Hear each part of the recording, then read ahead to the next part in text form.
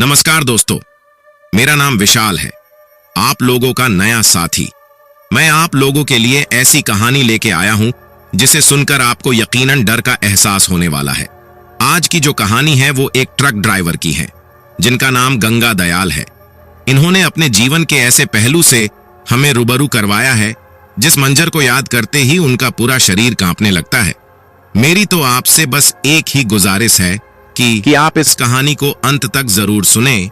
अब इस कहानी को शुरू करते हैं, लेकिन उससे पहले मैं आप लोगों से एक बात बताना चाहता हूं। जितने भी लोग मेरे वीडियो को देख रहे हैं वो इस वीडियो को कहां से देख रहे हैं और अपना नाम कमेंट में जरूर बताएं। तो चलिए ज्यादा देर न करते हुए इस कहानी को गंगा दयाल के पॉइंट ऑफ व्यू से सुनते हैं। लेकिन उससे पहले अगर आप हमारे इस चैनल पर पहली बार आए हैं तो चैनल को सब्सक्राइब कर लें, जिससे आपके और हमारे बीच के संबंध और मजबूत हो सके और हमारी आने वाली हर वीडियो आप तक आसानी से पहुंच सके। नमस्कार साथियों, मेरा नाम गंगा दयाल है। मैं पेशे से एक ट्रक ड्राइवर हूं। मैं बिहार के रहने वाला हूं। गांव में सब मुझे गंगू भी बुलाते हैं। मेरा ट्रक अपना खुद का निजी ट्रक था। मैं अपने ट्रक को बिहार के चीनी मिल में लगाया हुआ था।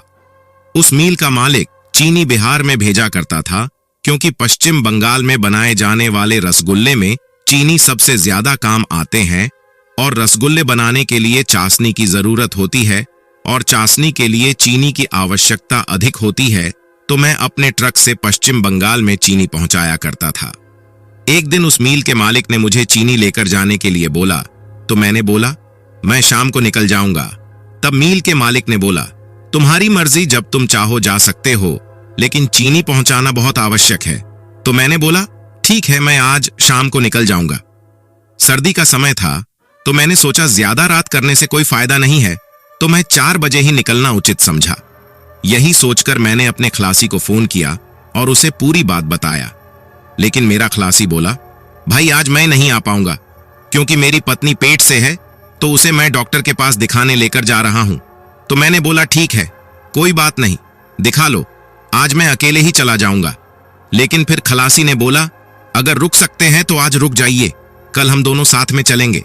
लेकिन मैंने बोला यार ऐसा नहीं हो सकता, आज जाना अति आवश्यक है, क्योंकि बंगाल में चीनी खत्म हो गई है और मालिक ने सुबह ही पहुंचाने के लिए बोला था।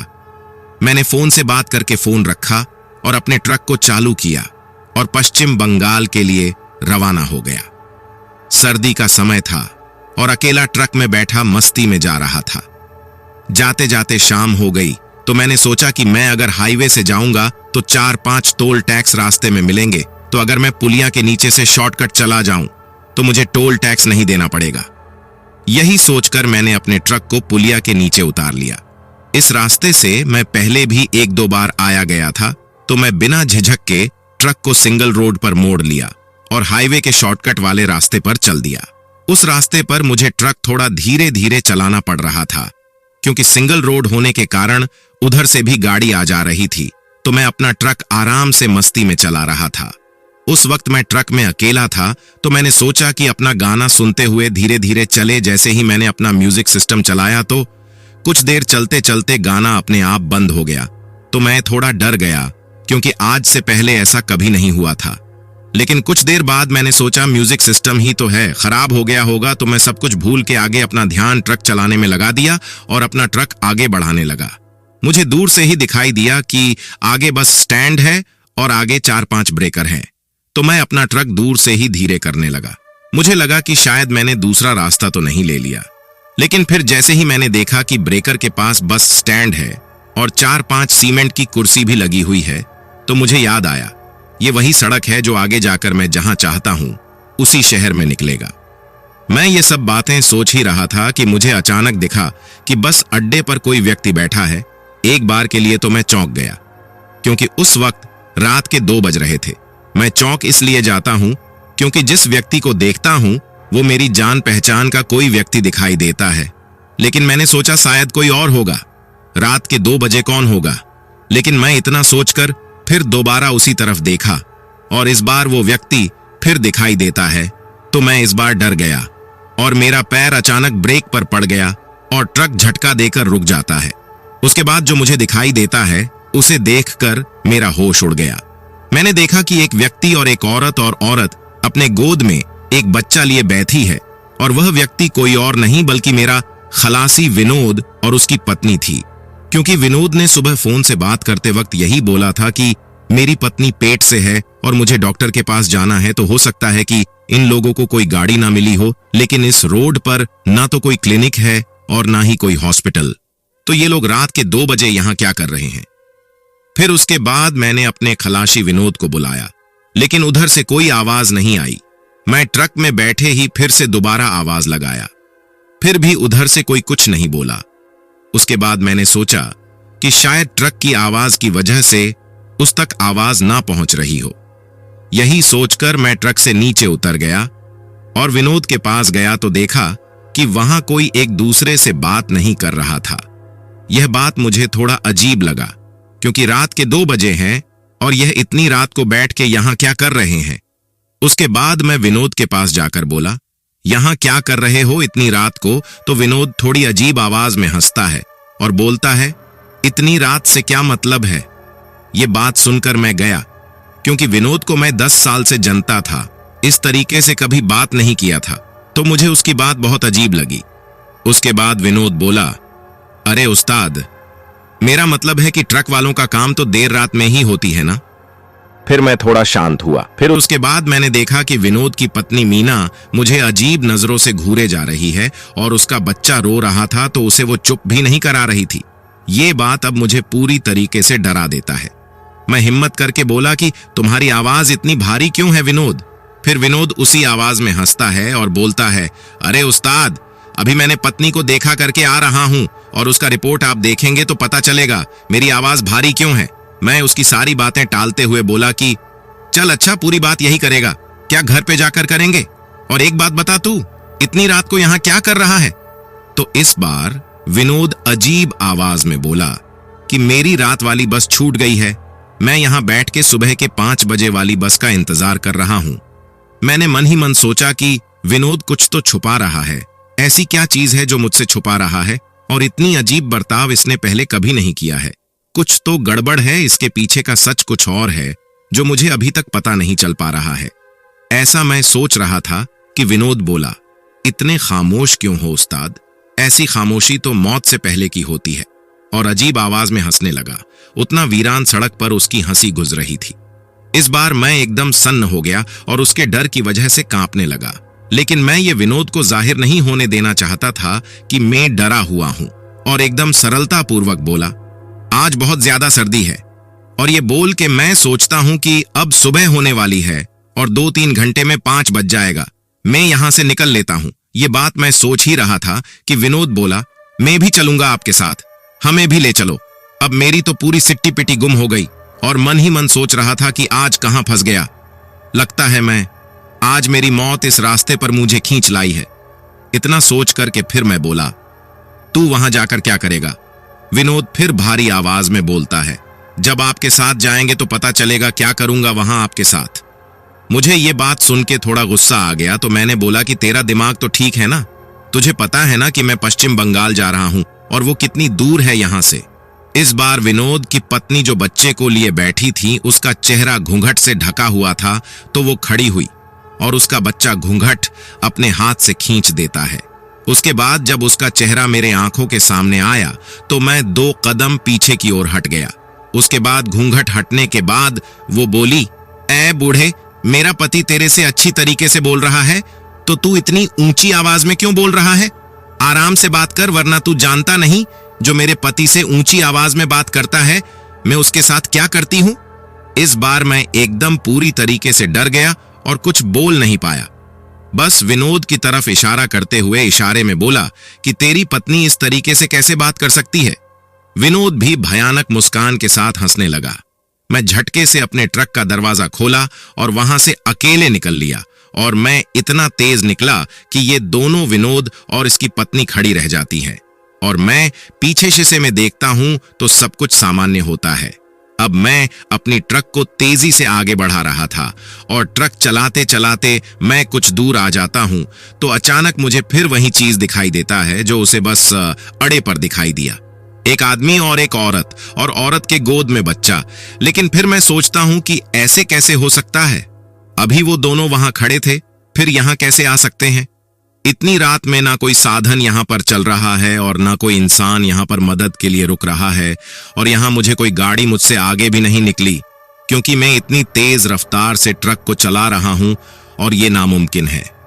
ट्रक को चलाते चलाते मैं ये सब बातें सोच ही रहा था कि फिर मैंने अपने मन को संतावना देता हूं और बोला कि नहीं, ये भ्रम है, ऐसा नहीं हो सकता। उसके बाद फिर मैं अपनी ट्रक की स्पीड और बढ़ा दिया ताकि और तेज भाग सके।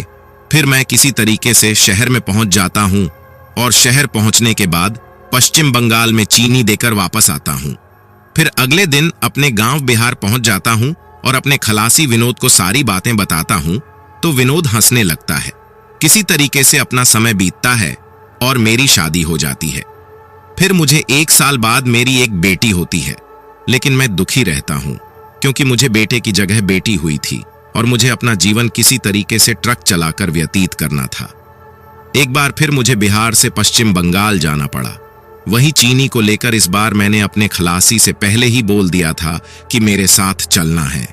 पश्चिम बंगाल इस बार चौधरी लाला के साथ मेरा खलासी विनोद भी मेरे साथ चलता है। सर्दी का ही वक्त था जब हम लोग इस बार पश्चिम बंगाल चल देते हैं। इस बार विनोद और चौधरी लाला दोनों साथ में थे, तो चलते चलते विनोद को अचानक याद आता है कि मैं उसे पश्चिम बंगाल से आते वक्त एक भूतिया कहानी सुनाया था। तो इस बार विनोद बोलता है, उस्ताद चलिए उसी रोड से, जिस रोड पे आपने मेरी और मेरे पत्नी की आपने भूत देखे थे। इस बार मैं बोला कि नहीं, मैं उस रास्ते से नहीं जाऊंगा, तुमको जाना हो तो जाओ। मैंने गुस्से में कहा तो विनोद बोला कि अरे उस्ताद आप तो भड़क गए, मैं तो बस बोला आगे आपकी मर्जी। इस बार विनोद के चेहरे पर पहले ही जैसे उत्साह बना हुआ था, जैसे कि मैं उसे हमेशा से देखता आया हूं। कुछ देर बाद फिर विनोद बोलता है, चलिए इसी रास्ते से, फिर टाइम ज्यादा लगेगा। विनोद थोड़ा दुखी मन से बोलता है। फिर मैंने सोचा कि चलो उसी रास्ते से चलते हैं और देखते हैं क्या होता है। वैसे भी उस टाइम मैं अकेला था, आज 3 लोग हैं। रात के 12 बज रहे थे तो मैं और विनोद गाना बजा देते हैं। फिर अचानक मैंने देखा कि रास्ता इस बार भी अलग लग रहा था। मैं इस बार अपनी ट्रक को स्पीड बढ़ाता हूं और तेजी से ट्रक चलाता हूं। कुछ दूर आगे जाने के बाद हम दोनों रास्ता भटक जाते हैं। इस बार मैं बहुत डर जाता हूं। मुझे पिछले बार की सारी बातें याद आने लगती हैं और सोचता हूं कि क्या किया जाए, तो मैंने ट्रक का स्पीड धीरे कर दिया। विनोद बोला, क्या हुआ उस्ताद, धीरे क्यों चल रहे हैं? मैं बोला, मैं रास्ता भटक गया हूं, तुमको समझ में नहीं आ रहा है क्या? तो विनोद बोला कि किसी से पूछ लिया जाए। तो मैं गुस्से में बोला कि इतनी रात में कौन मिलेगा यहां जिससे रास्ता पूछा जाए। तो चलते चलते कुछ देर बाद एक औरत दिखी। रात के 1 बज चुके थे तो मुझे तो पहले से ही डर लग रहा था। मैंने बोला, इतनी रात को ये लड़की मुझे कुछ ठीक नहीं लग रहा। विनोद बोला कि अरे उस्ताद, हो सकता है कि किसी पड़ोस की गांव की हो। तब तक जंगल में कुछ दूर एक लाइट जल रही थी। तो विनोद मुझसे बोला, उस्ताद वो देखिए, हो सकता है ये लड़की उसी गांव से हो। मैं इतना सुनते ही अपनी ट्रक को रोक देता हूं और विनोद उत्तर के औरत के पास जाता है। औरत अपने सर पे एक लकड़ी की गट्ठर लिए जा रही थी। मैं ट्रक में से उतरकर उसके पास गया और देखा कि औरत बहुत सुंदर थी। मैं उसे कुछ देर देखता ही रह गया तो वह औरत मुझे गाड़ासी निकालकर दिखाती है तो मैं डर गया है। फिर बोला कि आप मुझे गलत ना समझे, मैं बस रास्ता पूछने के लिए आपके पास आया हूं। फिर जब मैंने थोड़ा पास जाके देखा कि औरत का चेहरा इतना डरावना कैसे हो सकता है, और ये देखकर मैं एकदम डर गया और 2-4 कदम पीछे हट गया। तो और वो औरत मेरे तरफ बढ़ती है और उसके हाथ में जो लकड़ी का गट्ठर था वो लकड़ी नहीं बल्कि किसी इंसान की हड्डी के गट्ठर थे। फिर औरत अपनी गाड़ासी लेकर मेरे ऊपर हमला कर देती है। मैं रोड पे गिर जाता हूं। औरत मेरे सीने पर बैठकर मेरे ऊपर वार करने जाती है तो मेरा फोन बजने लगता है। फोन को आवाज को सुनकर औरत कान बंद कर लेती है और मैं ये देखता हूं तो अपने फोन नहीं उठाता है। फिर मुझको याद आता है कि मैंने अपना रिंगटोन हनुमान चालीसा सेट किया है, तो उसने फोन नहीं उठाया। ये सब विनोद ट्रक में बैठे ही सब देख रहा था। उसके बाद मैं उस औरत को धक्का दे देता है और अपने ट्रक में बैठ जाता है। फिर विनोद ट्रक में हनुमान चालीसा लगा देता है। उसके बाद वो डर के भाग जाती है। जब हम लोग शहर में पहुंच जाते हैं तो मैं देखता हूं किसका फोन है। तो मैंने देखा कि मेरी पत्नी फोन की थी। फिर उसके बाद मैंने फोन मिलाकर पूछा कि क्यों फोन किया था। तो मेरी पत्नी बोलती है कि आपकी बिटिया फोन करवा रही थी आपसे बात करने के लिए। फिर मैं अपने आप को कोसता हूं। फिर 2-4 थप्पड़ खुद को देता है और बोलता हूं कि जिस लड़की को मैं हमेशा से बोझ समझता था, आज उसी की वजह से मेरी जान बच गई। मैं अपने घर खुशी मन से पहुंचा और सबको अपने घर दावत रखा अपनी बेटी की जन्मदिन के लिए। तो दोस्तों, आज की ये छोटी सी कहानी आप लोगों को कैसे लगी? कमेंट में एक प्यारा सा कमेंट करके बताइएगा आपका।